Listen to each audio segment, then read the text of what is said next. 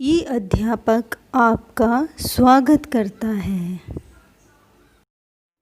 नमस्कार प्यारे बच्चों, आज हम करेंगे चिड़िया की बच्ची के प्रश्नोत्तर। तो चलिए शुरू करते हैं। किन बातों से ज्ञात होता है कि माधव दास का जीवन संपन्नता से भरा था और किन बातों से ज्ञात होता है कि वह दुखी था? उत्तर है माधव दास की बड़ी कोठी, सुंदर बगीचा, रहने का ठाट बाट रईसों जैसा था। चिड़िया के साथ वार्तालाप में कहना कि तेरे लिए सोने का पिंजरा बनवा दूंगा और उसे मालामाल कर देने की बात कहता है। इसके अलावा वह स्वयं स्वीकार करता है कि उसके पास कई कोठियाँ, बगीचे और नौकर चाकर हैं। इन बातों से उसकी संपन्नता का पता चलता है। इसके अलावा वह अकेलेपन को दूर करने के लिए चिड़िया के साथ रहना चाहता है। वह यह बात दर्शाता है कि सारी सुविधा के बाद भी वह सुखी नहीं था। अब हम चलेंगे दूसरे प्रश्न की ओर। दूसरा प्रश्न है, माधव दास क्यों बार बार चिड़िया से कहता है कि बगीचा तुम्हारा ही है? क्यों माधव दास निस्वार्थ मन से ऐसा कह रहा है, स्पष्ट कीजिए। तो इसका उत्तर होगा, माधव दास चिड़िया से बार बार इसलिए कहता है क्योंकि उसे चिड़िया बहुत प्यारी और सुंदर लगती है। वह चाहता है कि वह चिड़िया सदा के लिए बगीचे में रह जाए। यही कारण है कि बार बार यह बात दोहराता है कि बगीचा तुम्हारा ही है।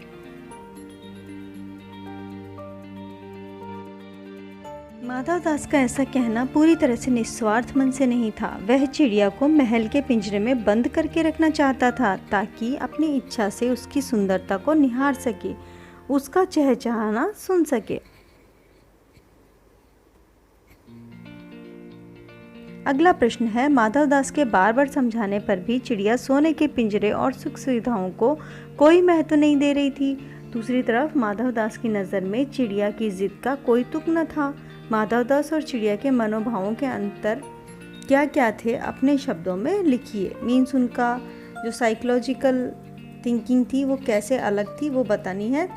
माधव दास बार बार चिड़िया को सोने के पिंजरे व सुख सुविधाओं का लालच देता, लेकिन चिड़िया इन बातों को कोई महत्व नहीं देती। उसे तो स्वतंत्र रहना ही पसंद है। उसे माधव दास के सुंदर बगीचे में रहना भी पसंद नहीं। वह अपने परिवार से अलग नहीं रहना चाहती। शाम होते ही उसे माँ के पास जाने की जल्दी होती है। वह तो केवल घूमना चाहती है, बंधन में रहना उसका स्वभाव नहीं। तो माधव दास उसे बंद करके रखना चाहता है, ये उसकी साइकोलॉजी है। और चिड़िया जो है वो स्वतंत्र रूप से अपने परिवार के सदस्यों के साथ रहना चाहती है। दूसरी तरफ माधव दास की नज़र में चिड़िया की जिद का कोई तुक न था। वे तो केवल अपने बगीचे की शोभा बढ़ाने और अपने मनोरंजन हेतु उसे चिड़िया को पकड़ना चाहते थे। वे उसे सोने के पिंजरे में व अन्य सामानों का प्रलोभन भी देते हैं, लेकिन चिड़िया के लिए सब चीज़ें कोई महत्व नहीं रखती। तो इसमें प्रलोभन का मतलब है इसे लालच देते हैं वो कि वो उसके लिए सोने का पिंजरा बनवाएंगे। फोर्थ क्वेश्चन है, कहानी के अंत में नन्ही चिड़िया का सेठ के नौकर के पंजे से भाग निकलने की बात पढ़कर तुम्हें कैसा लगा? 40, 50 या इससे अधिक शब्दों में अपनी प्रतिक्रिया लिखिए। तो आपको कैसा लगा वो लिखना है। मैं अपना बता रही हूँ। कहानी के अंत में नन्ही चिड़िया का सेठ के नौकर के पंजे से भाग निकलने की बात पढ़कर मुझे अपार खुशी हुई, क्योंकि माधव दास उसे अत्यधिक प्रलोभन देते हैं कि चिड़िया उसके पास रह जाए, पर चिड़िया नहीं मानती। अंत में वह उसे अपने नौकर से पकड़वाना चाहता है, लेकिन चिड़िया भाग निकलती है। यदि माधव दास चिड़िया को पकड़वाने में सफल हो जाता तो चिड़िया का शेष जीवन कैदी के रूप में व्यतीत होता। उसकी आज़ादी समाप्त हो जाती, उसका परिवार उससे बिछड़ जाता, उसकी हंसी खुशी समाप्त हो जाती। अतः मेरी संवेदना चिड़िया के प्रति बहुत अधिक है।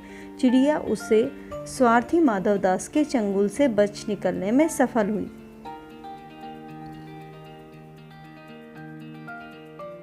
अगला प्रश्न होगा, माँ मेरी बाट देखती होगी। नन्ही चिड़िया बार बार इसी बात को कहती है। आप अपने अनुभव के आधार पर बताइए कि हमारी जिंदगी में माँ का क्या महत्व है।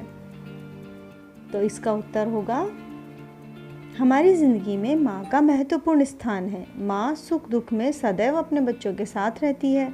माँ हमारे जीवन की सभी परेशानियों को दूर करते हुए सारे दुखों और कष्टों को स्वयं झेल लेना जानती है।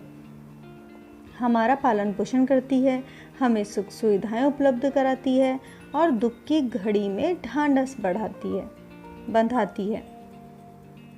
माँ का स्नेह और आशीर्वाद बच्चों की सफलता में योगदान देता है, अतः हम माँ के ऋण से उऋण नहीं हो सकते। यही कारण है कि जब चिड़िया को माधवदास का घर देर होने लगी तो रह रहकर वह यही कहती रही कि माँ इंतज़ार करती होगी।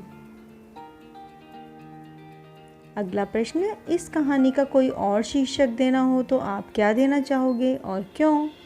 तो इसका उत्तर होगा, इस कहानी के लिए नन्ही चिड़िया शीर्षक पूर्णतः उपयुक्त रहेगा, क्योंकि वह छोटी चिड़िया है, स्वभाव अनुसार थोड़ा बहुत घूमना जानती है। जब माधवदास का नौकर उसे पकड़ने लगता है तो वह डर जाती है।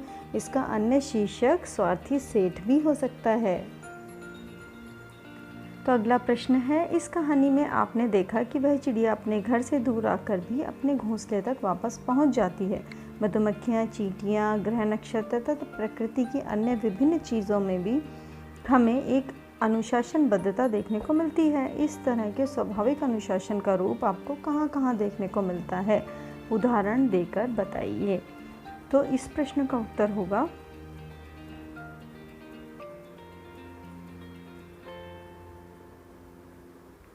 पशु पक्षी दिन भर कहीं भी विचरण करते रहते हैं, लेकिन शाम होते होते वे अपने घरोंदों में लौट आते हैं। सूर्य अपने निश्चित समय पर निकलता है और छिपता है, वह एक भी दिन के लिए अनुपस्थित नहीं होता। चंद्रमा की भी यही स्थिति है। प्रकृति में दिन रात का एक क्रम बना हुआ है, इसमें भी थोड़ा बहुत परिवर्तन नहीं होता। तो इस तरह से कुछ उदाहरण जो हैं वो दिए गए हैं, कैसे प्रकृति में क्रमबद्धता होती है। दूसरा प्रश्न है, सोचकर लिखिए कि यदि सारी सुख सुविधाएं देकर एक कमरे में आपको सारे दिन बंद रहने को कहा जाए तो क्या आप स्वीकार करेंगे? आपको अधिक प्यारा क्या होगा, स्वाधीनता या प्रलोभन वाली पराधीनता? ऐसा क्यों कहा जाता है कि पराधीन व्यक्ति को सपने में भी सुख नहीं मिलता? नीचे दिए गए कारणों को पढ़ें और विचार करें। पहला है, क्योंकि किसी को पराधीन बनाने की इच्छा रखने वाला व्यक्ति स्वयं दुखी होता है, वह किसी को सुखी नहीं कर सकता। ख, क्योंकि पराधीन व्यक्ति सुख के सपने देखना ही नहीं चाहता। ग, क्योंकि पराधीन व्यक्ति को सुख के सपने देखने का भी अवसर नहीं मिलता। उत्तर होगा, सारी सुविधाएं प्राप्त करके भी हम एक कमरे में रहना स्वीकार नहीं करेंगे। हमें सदा स्वाधीनता ही प्रिय होगी, ना कि प्रलोभन वाली पराधीनता, क्योंकि पराधीनता का अर्थ है पर के अधीन, अर्थात अपनी इच्छा से नहीं दूसरे की इच्छा से कार्य करना।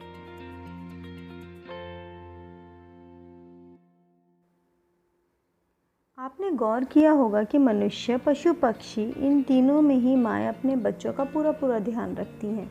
प्रकृति की इस अद्भुत देन का अवलोकन कर अपने शब्दों में लिखिए। ये एक अनुमान कल्पना का प्रश्न है, इसका आंसर आपको खुद करना है। तो मेरी तरफ से है, माँ का वात्सल्य, प्रेम और ममत्व की भावना मनुष्य, जानवरों और पशु पक्षियों में भी पाई जाती है। मनुष्यों में माताएं 9 महीने तक बच्चे को अपने गर्भ में धारण करती हैं, फिर अत्यंत पीड़ा सहकर बच्चों को जन्म देती हैं।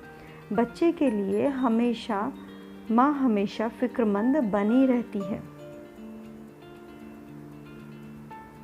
माँ का अपने बच्चों से ममता और वात्सल्य का यह रिश्ता इतना गहरा है कि प्रत्येक प्राणी में इसके दर्शन होते हैं, चाहे मनुष्य हो या पशु हो। अपने बच्चों के लिए माताएं किसी से भी लड़ सकती हैं। आगे है भाषा की बात। पाठ में पर शब्द के 3 प्रकार से प्रयोग हुए हैं। क, गुलाब की डाली पर चिड़िया आन बैठी। ख, कभी पर हिलाती थी। ग, पर बच्ची कांप कांप कर माँ की छाती से और चिपक गई। तो इसमें पर शब्द के 3 प्रयोग हैं। तीनों पर के प्रयोग 3 उद्देश्य से हुए हैं। इन वाक्यों का आधार लेकर आप भी पर का प्रयोग कर ऐसे 3 वाक्य बनाइए जिसमें अलग अलग उद्देश्य के लिए पर का प्रयोग हुआ हो। तो इसके लिए हम करेंगे पर के ऊपर, मतलब के ऊपर उसका मीनिंग है छत पर बंदर बैठा है, यानी छत के ऊपर बंदर बैठा है। पर जिसका मीनिंग है पंख, विंग्स, कबूतर के बच्चों के पर निकल आए। पर इसके अंदर लेकिन है, मैं स्टेशन पर गया था पर ट्रेन निकल चुकी थी। तो इस तरह से तीनों ही स्थानों के ऊपर पर का प्रयोग जो है वो अलग अलग तरह से किया गया है। तो आप भी और भी कोई भी लिखना चाहें लिख सकते हैं। पाठ में तैने क्षण भर खुश करियो 3 वाक्यांश हैं जो खड़ी बोली हिंदी के वर्तमान रूप में तूने क्षण भर खुश करना लिखे बोले जाते हैं, लेकिन हिंदी के निकट की बोलियों में कहीं कहीं इनके प्रयोग होते हैं। इस तरह के कुछ अन्य शब्दों की खोज कीजिए। मीन्स आपको अगर अलग किसी भाषा के अंदर प्रयोग होते हैं, जैसे करियो, करियो जो है वो किसके लिए होता है? कीजिए, यानी आप यह काम कर लीजिए। मैंने यानी मैंने, मुझे, मैंने ये काम कर लिया। नेक्स्ट है छोरा। छोरा जो है वो लड़के के लिए प्रयोग होता है। इस छोरे को कह दे ये काम कर लेगा, इस तरह से। दियो मतलब देना, तो ये काम कर दियो। तो इसी के साथ ये समाप्त होता है।